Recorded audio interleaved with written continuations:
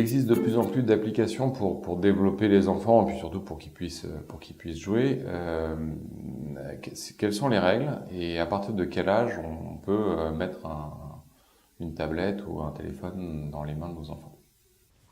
Tous les fabricants de tablettes proposent des logiciels soi-disant spécifiquement adaptés à l'enfant, parfois avec des labels du genre spécialement testés par nos psychologues. Il faut savoir quand même que tout ça, c'est du flan. Il n'y a pas vraiment de démonstration de l'utilité éducative, pédagogique de certains logiciels sur d'autres. Pour le tout petit, ce qui est important, c'est la relation.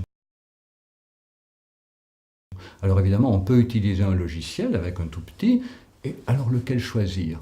On a deux possibilités. Soit on consulte des revues, des journaux, on va sur Internet, et on choisit le logiciel qui a la meilleure note, soi-disant, en termes de pédagogie ou d'éducation. Mais on peut l'essayer, on le trouve un peu ennuyeux, mais on se dit, bon, il semblerait qu'il soit efficace pour un tout petit, donc on le met avec son tout petit, mais on ne trouve pas formidable. Et qu'est-ce qu'il fait le tout petit?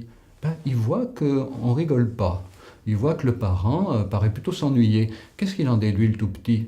Il en déduit qu'il est, lui, ennuyeux. Parce que le tout petit rapporte tout à lui. Quand le parent est content, le tout petit se dit « mon parent m'adore, je suis un bon enfant, voilà, tout va bien ». Et si le parent paraît triste, ennuyé, l'enfant se dit « c'est de ma faute ». Et donc le parent joue avec son tout petit avec un logiciel soi-disant éducatif, le tout petit voit le parent s'ennuyer, le tout petit en déduit que il n'est pas un bon compagnon et ça ne profite pas à son estime de lui-même, ça ne profite pas à sa sociabilité.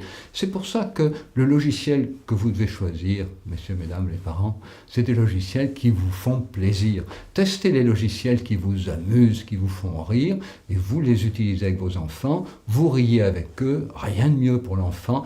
Il en augmente son estime de lui-même, il en augmente son sentiment de sociabilité, et c'est le meilleur service que vous puissiez lui rendre.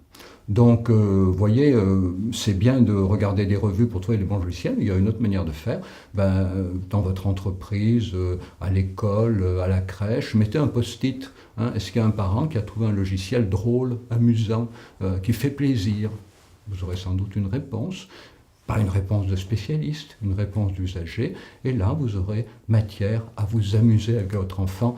Sachez que quand même, c'est le plus important pour lui de se percevoir comme quelqu'un qui est capable d'avoir une interaction agréable avec une personne qu'il aime, avec son adulte de référence.